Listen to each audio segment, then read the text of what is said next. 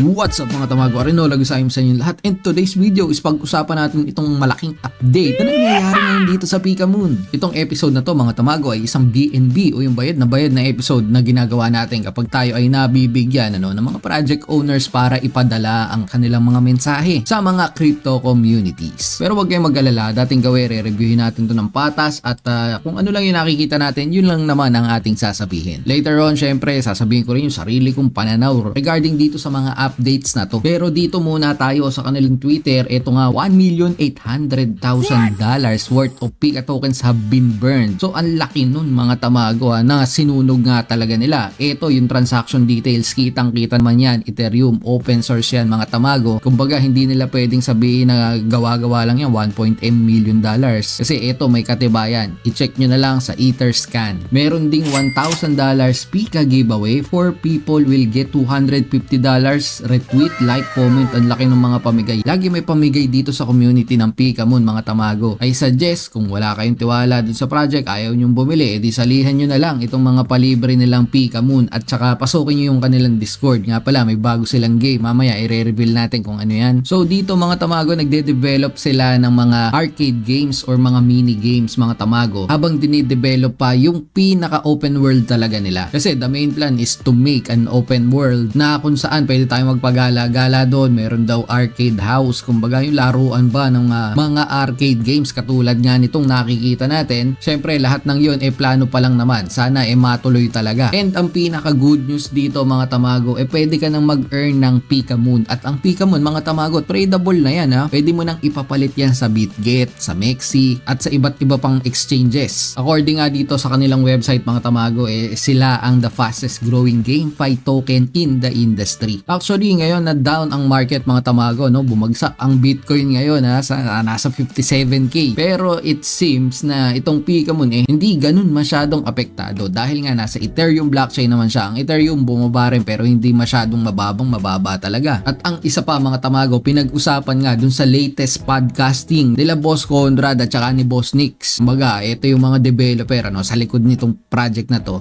Nag-sell na daw yung mga nakabili dun sa pre-sale nung mataas pa yung value talaga ng Pika Moon. So ngayon, sobrang dami pang holders na naandito at syempre naandito nga sila sa Ethereum blockchain. Sinasabi nga nila dun sa kanilang podcast na tama ang pagpili nila ng blockchain kung saan nila i-deploy talaga yung token. Alam naman natin kung saan ka talaga naka-deploy. Pag bumaba ang token yan kung saang network mga tamago, apektado po lahat ng mga projects na naandyan at nakapaloob sa isang network. So sila ay nasa Ethereum network. Bukod dyan sa mga update na yan mga tamago, ito rin gusto nilang ipakita si Blazewing. Ito yung isang bagong character dito sa Pika Moon. Yan ito yung itsura ng kanilang NFT mga tamago. Para sa akin hindi ko masyadong trip pero di natin alam kung anong magiging value nito in the future, lalong lalo na kapag nailabas yung kanilang pinaka play to earn talaga doon sa open world kasi yun talaga ang original plan. So ngayon parang ang ginagawa lang nila para hindi mainip ang mga tao is gumawa nga sila ng mga arcade games. Isa na nga ito itong parang soccer game na to mga tamago. So yan, pwede na kayong maka-farm dyan ng Pika, pwede nyong i-wage yata yung mga Pika Moon tokens nyo rito mga tamago. Hindi ko pa tatry ko mamaya siguro after this recording. Try din natin yan, huwag kayong mag-alala. Lalo na kung nakaka-earn na nga talaga ng pinaka main token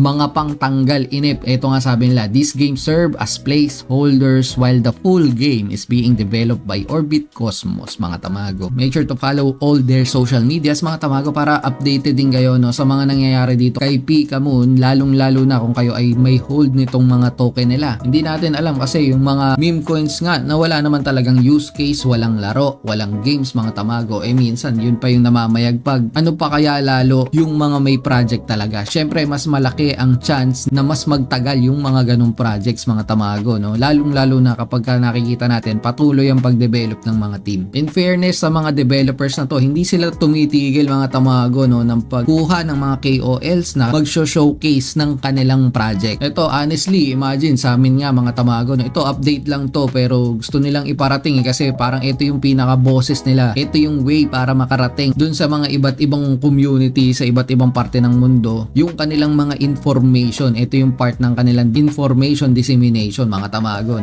So syempre ako, nabigyan naman ako ng token, baka i-hold ko ang kalahati, itipi ko ang kalahati. Syempre hindi ko alam kung ano mangyayari dyan Pero kayo, nasa sa inyo yan, depende sa inyo kung bibili kayo ng ang kanilang token, or kung may token na kayo, i-hold nyo ba or ititipi nyo na ba? Kayo po ang makakapagsabi niyan mga tamago. Pinaka-advice lang natin is mag-research, maging updated sa mga balita at piliin kung kanino nang gagaling yung mga balita na yan mga tamago. Careful din syempre. Pero kung gusto nyong malaman ang kabuuan nitong podcasting na to mga tamago, ilalagay ko yung link ng Pikamun YouTube at saka itong mismong episode nila ng podcast na to dyan sa ating description box. According to them mga tamago, lahat nga ng weak hands nag-sold na nga daw ng kanilang mga tokens at inaasahan nila na itong mga diamond hands, itong mga talagang sumusuporta dito sa kanilang project, marere-rewardan daw ng maganda. Check natin yung kanilang Discord, baka may mga role system doon para sa mga early supporters, early adapters ng mga NFTs mga tamago, and soon baka may pa-airdrop din, malay natin doon tayo sa libre. Syempre yun yung pinakagusto ng mga ating naandyan sa community. May mga nagaganap na paraffle dito, kung gusto nyo salihan, i-take yung chance, nasa sa inyo yan, pwedeng pwede, wala namang bayad yun mga tamago. So I think this is it, iiwan ko na lang sa inyo yung trailer ulit ng Pikamun mga tamago, baka gusto nyo ulit makita. At eto ulit sa may tamago, ingat kayo, tamago out.